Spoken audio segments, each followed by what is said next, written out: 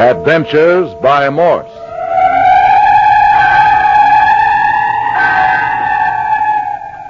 Carlton E. Morse presents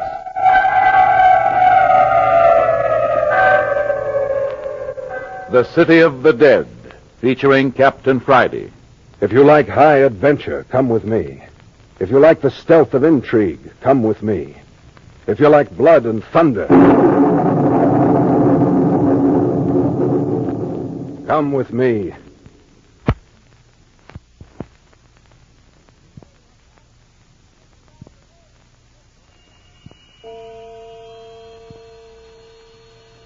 Two o'clock on the afternoon of the third day in the City of the Dead. A drenching wet blanket of fog still lays upon this old abandoned cemetery. In our last episode, Jimmy Parker and Dr. Tooner had gone down into the City of the Dead in search of the phantom church bell, leaving Phyllis Carroll alone with Mayor Friday. Jimmy tried to prevent this arrangement, but was unsuccessful, and so at the last minute he slipped Phyllis the knife with which she had been stabbed 2 days previously, and a police whistle. If in danger, she was to blow the whistle.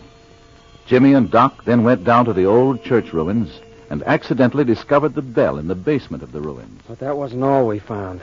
There was a man down there. He was bound and gagged and near death from a blow on the head and from starvation. He was the one who had been ringing the bell. Dr. Tooner and I unbound the now unconscious fellow and started back to the cottage with him. And halfway there, suddenly out of the murk and gloom came the piercing squeal of a police whistle. I knew that meant Phyllis was in danger. I dropped the unconscious man and ran through the fog for the cottage, leaving Doc Tooner to follow with the stranger as best he could. I'm coming! I'm coming, Phil! Oh, I was a fool to leave her with Mayor Friday. Here's the house. Phil! Phil, I'm coming! I'm coming! Phyllis! Phyllis, what's the matter? Jimmy, you're so white. What's the matter with you? Well, isn't anything wrong? You blew the whistle? Why, no, I didn't, Jimmy. You mean that police whistle, Parker? Captain Friday. Where did you come from? He's back, Jimmy. Nothing happened to him at all. Never mind that now. Were you talking about the police whistle? Yes. There's one of my men outside. I've got a whole crew down from the city hunting for that phantom church bell. Well, you don't need him. Dr. Tooner and I found it. What? You found it? You say you found the phantom church bell? Where? Yeah, Mayor Friday. Found it in the basement of the old church. Basement. Basement. Well, now, ain't that the beatin'est... Why didn't I think of that right off? But who in Sam here would think of looking in a basement for a ringing bell? Oh, but look here, Parker. What made the bell ring? Well, there was a man. Say, we've got to go help Dr. Tooner. He's got a dying man down there in the City of the Dead. I left him alone when I heard the whistle. A man? Who is it? I never saw him before. Neither did the doctor. You say he's dying? Well, that's what Dr. Tooner said. Well, come on, Parker. I want to see that man. Well, listen. Here he comes now. Captain Friday, now, where in Tunket... Never mind that now, Doc. What'd you do with the man? I reckon you won't need him any longer. Of course I do. I want to question him. Can't question him, Captain. He died back yonder while I was fetching him up. Died? Without saying a word? Unconscious for a few seconds. Gave his name, told me who he was, and how come he was tied up, and then he died. Oh, the poor fellow. Well, who was he? Said his name was William Rogers. Said he was an employee of Cartwright, Hobson, and Cartwright, the attorneys who sent Miss Carroll here her letter about where the black pearls were hidden. There. That's the key to the whole story. That's what I've been looking for. Doc, did he say what he was doing down here in the City of the Dead? He said he was looking for the black pearls. Why, the dirty, double-crossing son of a thief, he got what was coming to him. Them was his own last words, Captain. Said he deserved what he got. Did he say how he got information about the pearls? Yes, he said that 2 days before the letter was sent to Miss Carroll, it was taken out of the company vault and put in a special file. He had access to this file and made a practice of stealing information that he could sell. What a fine piece of jailbait he was. Cartwright will be tickled pink to hear about this. Well, that just about gives me a line on this whole affair. You mean you can explain everything now? Yes, Miss Carroll. It's a deuce of a mess, but I got it straight, I think. And you don't think Jimmy or I killed my cousin, Bert Arnold? No, wait. Let's go back to the beginning of the whole thing. Here, sit down, Parker. You too, Doctor. It's a long and intricate story, and it's going to take a while telling you. Sit here on the bed beside me, Jimmy. Oh, you mind putting another log on the fire first, Parker? Oh, sure thing. So you got the whole thing straightened out, Captain. Yeah, but with you and Dad acting like a couple of clams, I mighty near slipped up. So you think you got the thing straightened out now, huh, son? I certainly have, Dad. No fooling. Oh, you all set, Parker? Yeah. Go ahead. Comfortable, Phil? Oh, yes, Jimmy. Well, as I said, to get the thing straight, we'll have to start way back at the beginning. You mean the night we caught these two youngsters sneaking out of the City of the Dead? The night somebody shot at the mayor? No much further back than that, Doc. We'll have to go way back to the San Francisco fire in 1906. Oh. Yes, Miss Carroll. Back to the time when your grandfather, Theodore Beverly, and your uncle Robert Beverly lost everything in the blaze. Robert Beverly? You mean my uncle who disappeared? That's right. Is he mixed up in this, too? Oh, rather. Well, this is the way things happened. On the night the fire got such a hold on San Francisco that it was apparent most of the business and residential district was going to burn, old Theodore Beverly and his son Robert took that precious collection of pearls, drove down here to the City of the Dead, and buried them in one of the graves. Their clue to the place where the pearls were buried was the name on the tombstone. The name was Ernest Morton. Well, that explains all the activity in the vicinity of Ernie Morton's grave. Yes. Now then, after the fire had been subdued in San Francisco and everything was put more or less to rights, old man Beverly and Robert came down here to recover their hidden treasure. It wasn't there. What? Nope, not there. Oh, but I don't understand. What about the letter he left with the Cartwright lawyers for me? Well, the old man lost a good deal of his reason in the fire. He saw his business burn up before his eyes. He saw his great fortune vanish overnight. Saw his beautiful home burn, everything go. His mind went with it. So even before they returned for the pearls, Theodore Beverly was a broken man. Well, then he might have forgotten where he hid the pearls. Yeah, but Robert should have remembered. That's true, and yet Robert wasn't all that he might have been. I'll have to say a little about him to explain. He was an unhealthy young man, had always been pampered, not too brilliant. In every way, a minus quantity. Almost subnormal, wouldn't you say, Dr. Tuner? No, I wouldn't say that. Just a fellow who'd never have to lift a hand to help himself. Absolutely at sea when thrown on his own. Well, there he is. Certainly he was thrown on his own after his father's fortune disappeared. And he was twice as helpless when his father lost his reason. Well, then the pearls may still be buried somewhere down here in the City of the Dead? You're getting ahead of the story, Miss Carroll. Well, it was sometime during this period that old man Beverly made out those elaborate papers giving the pearls to you. He was obsessed with the idea that the pearls were buried in Ernie Morton's grave. That's the excuse for the papers. You see, Cartwright didn't know what the letter contained.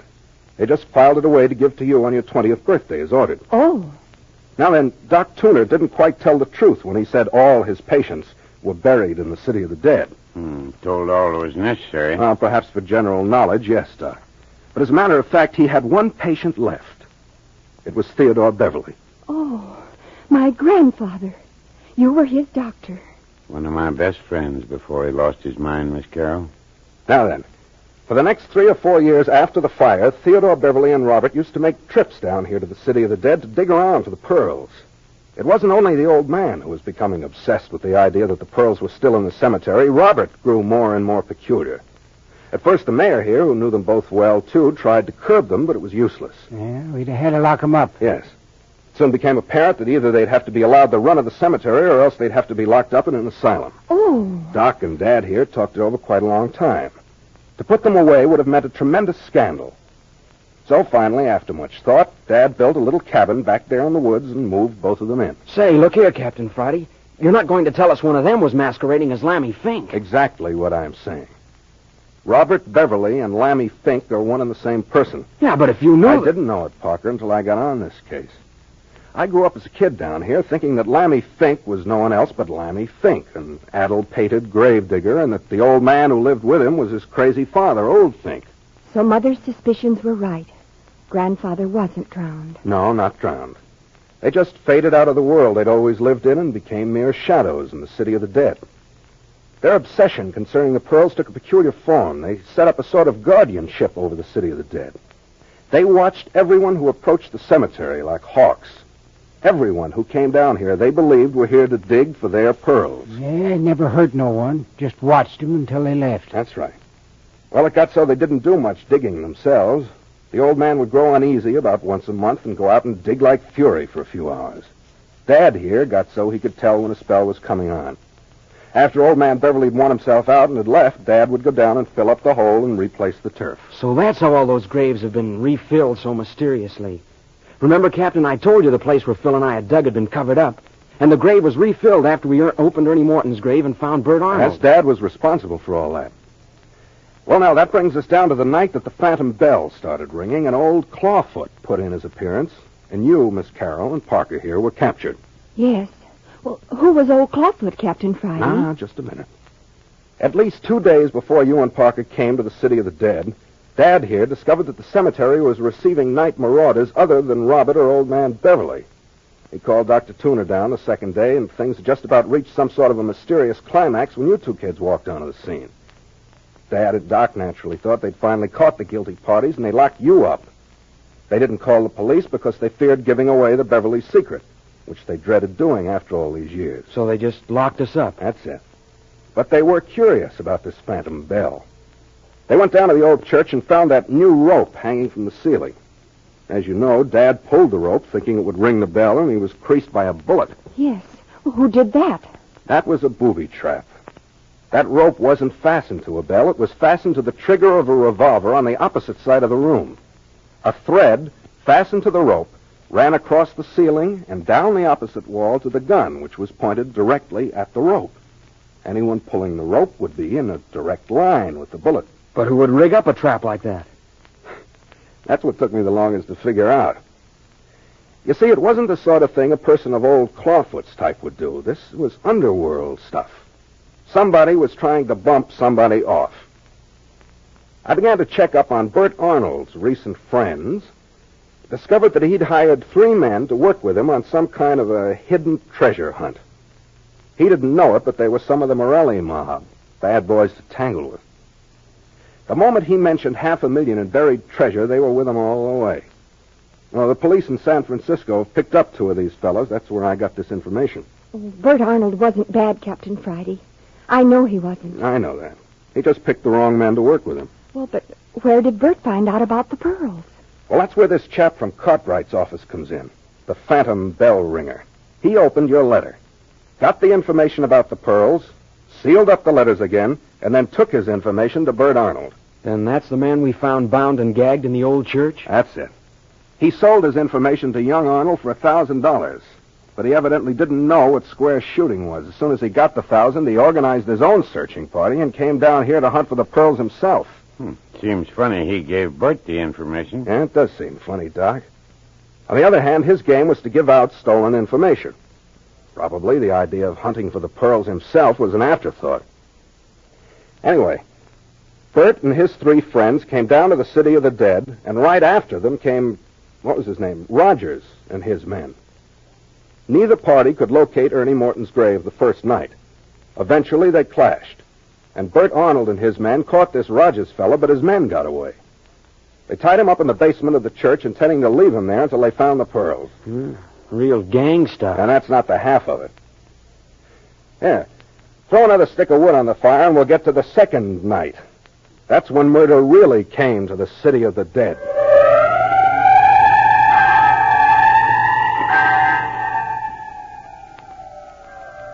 Slowly the skein of intrigue and desperate action is beginning to unwind. When Jimmy and Phyllis came down to dig in the grave of Ernie Morton, they set into motion a train of events which shook the whole graveyard. Death was breathing down their very necks. But wait. The second night, Bert's gang had no better luck in looking for the Morton grave. But the third night brought you 2 kids down here. You went directly to the grave. How did you find it? Well, there's a map in the City of the Dead with all the plots named on it in the recorder's office in the City Hall up in San Francisco. We found it on that before we came down. You don't say. Well, you're not so dumb. Oh, now to get back to the gun trap in the church. Bert's men were using the church for a hangout in the daytime, doing their searching at night. One evening, while Bert and his men were out, Rogers' men slipped into the back room and rigged up the booby trap for revenge, hoping that one of the other gang would be shot. Evidently, however, Doc, Tuner, and Dad were the first to run across it. Yeah, just my kind of luck. What a horrible, cowardly thing to do. Well, now to get back to the night you came down. You went to Ernie Morton's grave and began to dig. It wasn't any time until Bert and his men heard you and crept up to see who it was. Bert recognized you in the moonlight, Miss Carroll, and kept his men back. You see, Jimmy? I knew someone was watching. Yeah. But they weren't the only ones watching. Really? Who else? There were 2 other groups. 2? Yes. There were the men of Rogers' gang, and back watching you and the Rogers' gang were Old Man Beverly and Robert. Well, now, if that wasn't a setup. Finally, Miss Carroll, you became frightened, and you made Parker quit digging before he'd really had a chance to get deep enough to find anything. I couldn't stand it any longer. The minute you two left, Bert and his men sneaked up, saw that it was Ernie Morton's grave you were digging in, and took up the work where you two left off. You see, they saw that you hadn't found the pearls. Oh, I'm glad we didn't find them now. Just think what might have happened. Well, the Rogers gang waited until you were out of hearing, and then they jumped Bert and his men, and in the fight, Bert was strangled and his men driven off. Oh. Then they, in turn, took up the job of digging. Then the Rogers gang got the pearls after all? Now, wait a minute. After they dug to their satisfaction, they threw Bert's body in the grave and partly covered it up. Later, Dad came along and saw the half-opened grave, and thinking that old man Beverly had been up to his tricks again, filled it in, not knowing that he was helping to cover up a murder. But what about the sobbing we heard on the road? And who stole Jimmy's car? The car was stolen by Bert's 3 friends. They wanted to make a quick getaway after Bert was killed. You thought there were only 2, but the third one got into the car further down the road. And what about the person we heard sobbing? That was Robert, or Lammy Fink, whichever you wish to call him. But where was old man Beverly? In Lammy's arms. In his arms? Yes. The old man's terror at seeing a man murdered was so great that it killed him. Lammy, or Robert, grabbed his father's body up in his arms and fled sobbing through the tombstones and down the road. That's who you 2 youngsters hurt. Yeah, but look here, Captain. I thought you told me it was Lammy Fink who was scared to death. I thought it was at first. You see, I hadn't seen either Lammy or his father for 10 years or more. Besides, they only had a few moments to examine the 3 bodies down in the cellar of Lammy's cabin before the place was set on fire. Light was bad, and added to that, Lammy and the old man always did look a great deal alike. Yeah, but Dr. Tuner and the mayor should have recognized the old man. Well, they would have, except that they had even less time to look over the bodies than I had. I thought Lammy's face looked awfully old, but the captain said it was Lammy, and I never thought to check up. The light was so bad I didn't even get a good look at his face. So my grandfather has just died. It seems so strange. I can't realize it. You see, I've thought of him as dead for more than 10 years. But that means Lammy Fink isn't dead. Yes, Parker. That means Lammy Fink isn't dead. Well, where is he then? In custody. You mean Lammy Fink is in jail? Robert Beverly, alias Lammy Fink, is under observation. But we'll get to that presently. The next question in line is who burned Lammy's cabin? Yeah, I'd like to know about that myself. Well, it was one of Bert's gang, Dad. They made their getaway in Parker's car, but they'd left so many clues behind them that it was necessary for them to return and sort of clean up. I got this from one of the men we caught. According to him, they returned the next night after Bert was killed and saw us dig up Bert's body. We left him at the grave while I went after a stretcher, and you, Dad, and Doc here, dashed off after old Clawfoot. Parker was still out from that clip I gave him on the jaw. They sneaked in and got the body. Parker woke up just in time to see someone carrying the body away in the fog. But why'd they bother about the body? Because they knew that as long as we didn't know who was murdered, we wouldn't be able to get a line on their gang. That likewise was the reason for the burning of the cabin. Now, the next incident was the murder of the stranger who tried to saw his way into Parker's room. The man we saw Clawfoot murder? Yes, that was another member of Bert's gang. Remember, I was clipped on the head, and his body also stolen for the same reason that Bert's was stolen. To hide the identity of those still remaining alive. Yeah, but how did the bodies get in the cellar of Lammy's cabin? Well, according to the men we have in custody, they put the bodies in the cabin thinking it was a deserted shack. Lammy must have come along and lugged them down into the basement and arranged them alongside the body of old man Beverly. Lammy, by this time, was completely out of his head. Say, Captain Friday, just when did you capture Lammy Fink? Later. Oh. But why did Clawfoot kill him? To protect you and Miss Carroll. To protect... Say, who is Clawfoot anyway? Oh, Jimmy, don't you know by this time? It was Lammy Fink, of course. Yes, Lammy Fink. Or if you prefer, your Uncle Robert, Miss Carroll. Oh, well, then he must have known me. Yes, he knew you all right. That was why he patrolled about the house. That's why he brought you the Black Pearl. The Black Pearl. Clawfoot or Lammy Fink brought me that? Yeah. The night he broke into the cottage. He put it under your pillow when you fainted. He threw the knife through the window that stabbed you, too, Miss Carroll. He did? Well, but why if he was protecting me? He didn't mean to hit you. That was an accident. By the way, where's that knife? What? Well, but tell me, Captain Friday, why did he throw it? Well, where's the knife? I'll show you. Well, Give it to him, Phyllis. Well, Well, what's it doing there in bed with you? I gave it to her for protection when I had to leave her. Oh, you did you? Thought I was going to murder her, I suppose. Oh, I'm sorry, Mayor Friday. Honest, I am. I shouldn't have suspected you, but... Well, I had to do everything I could to protect Phil. I think I understand, boy. Forget it. Well, look here at the knife. See here how the handle screws off the blade? Oh, what's inside? There. The black pearl. Not the black pearl, Miss Carroll. A black pearl. But I don't understand. Well, it's simple. Old man Beverly kept 2 of the pearls out of the collection for some unaccountable reason. And the old man died, Lammy fell heir to them, and he was trying to give them to you. He was highly unsuccessful both times he tried. The first time he almost stabbed you to death. The second time he nearly frightened you into fits.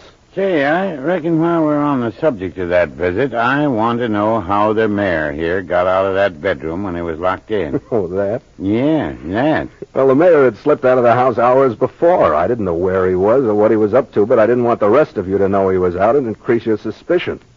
So I pretended he was asleep, and I locked the door. I'll be dead, Burns. So it was you, Mayor, who was digging in Ernie Morton's grave at the end of the trail of bones. No, Parker, Dad wasn't digging in the grave. He was just filling up the grave that Robert Beverly, alias Lammy Fink, alias Clawfoot, had opened. He was getting battier and battier. The opening of the cottage door and dropping that skeleton inside was one instance. The scattering of his bones through the city of the dead was another.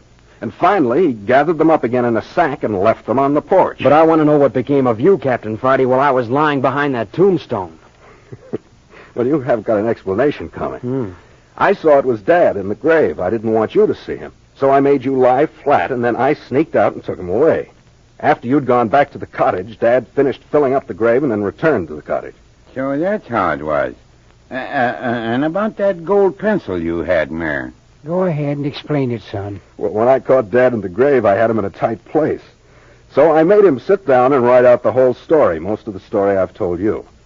He'd been trying to cover up for the Beverleys, but I made him give me the lowdown then and there. Anyway, he borrowed my gold pencil and then stuck it in his pocket. That's how that happened. I hear you tried to lie out of it, got caught, Dad. No. Doesn't pay to lie if you aren't good at it. Now then. But who jerked the mayor in my bedroom and robbed him of the other black pearl? Here, just a minute. Yeah, here it is. Here's your other black pearl. Then it was you in there. Yes, I needed that pearl. But I didn't choke Dad to get it, and I didn't take it away from him. He gave it to me. Well, I had to tell some story. You didn't want him to know the truth. That's right. You see, folks, I wasn't getting anywhere working in the open, so I decided to disappear and keep my eyes on things from cover. Didn't take long to get to the bottom of things that way. Was it you that kidnapped Clawfoot out in front? Yes. Did you see that? Well, partly. It was still so dark we couldn't see who it was. It was I. Say, what made him make those horrible noises? Why didn't he talk? I rushed into the city and an examination was made. His throat became paralyzed, evidently, the night he saw Bert Arnold murdered. It was a condition paralleling his mental state. All he could do was wail. Oh. Well, but why did he wear that funny robe then? And what about his claw feet? Oh, yes, his claw feet. Haven't you ever seen these Indian moccasins made out of the foot skins of animals with the claws left in to make them ornamental? By gum, of course. Oh, then his feet weren't clawed at all. No. Lammy had a pair of those moccasins. He lost all of his clothes. When the cabin was burned, he didn't even have a coat. It was awfully cool. Dad had some sheets out on the line airing, and Lammy stole one of them to wrap himself in. Oh, the poor thing was just trying to keep warm. That's all. He wasn't the least bit interested in being ghostly. Well, isn't that the limit? About explains everything, too, I guess. No, there'll be points coming up from now on, but that covers the most important phases of the case. Yeah, but look here, you haven't even touched on the most important thing of all. Yeah? Yes. What's become of Theodore Beverly's collection of black pearls? Oh, the black pearls. Well, my dear Parker, the pearls are waiting for Miss Carroll up in a strongbox in the Civic Center National Bank, where they have been ever since the fire of 1906. What's that? You mean to say those pearls never were buried down here in the City of the Dead? Yes, they were. When the fire started, the pearls were buried here. But after it had been checked, old man Beverly came down here alone, dug them up, and deposited them in the bank. Right after that, he lost his memory. He remembered burying them originally in the City of the Dead, but he forgot all about coming back here for them and putting them in the bank. You don't say. Criminy, how did you find that out? Well, at dawn this morning, I rushed Lammy to the city, and the whole story came out in the first editions of the paper about me having 2 of the collection of the Beverly pearls and all that. Well, the bank saw the story and called me. They had the rest of the pearls. They had an order to deliver the pearls to Miss Carroll on her 20th birthday. They did? Well, why didn't they do it then? Because the old man had made a mistake of a month in her age. The bank would have automatically delivered the pearls to you, Miss Carroll, next month. You mean to say that That I'm worth $500,000? Exactly that. Oh, golly. Well, Jimmy, now you've just got to marry me. Hey. Yes, you do. A girl with that much money needs protection. Well, if you insist. Oh, darling. And you're all invited to the wedding. Yeah, and we'll be there. Don't you think we won't? And you, Captain Friday? Well, I don't know. I've got some business that's going to take me out of town if I get back. What kind of business, son? Military intelligence, Dad. The government's put a finger on Skip Turner and me to do a job for them up off the coast of Canada. Who's Skip Turner? One of my operatives in my agency. Off the coast of Canada. That sounds like smugglers. Well, I can't talk about it, but I can guarantee you there's liable to be plenty of death and destruction before we get through. There's some pretty lonely, wide-open spaces up in that country, and not all the animals go around on 4 legs.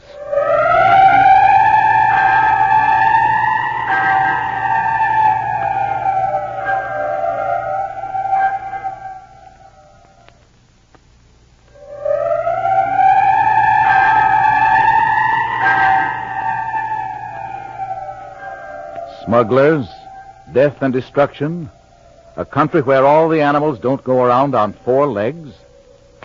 Next week you will find Captain Friday and his sidekick, Skip Turner, fighting for their lives and for a very beautiful young woman when Adventures by Morse brings you the first episode of A Coffin for the Lady, a new Carlton E. Morse production.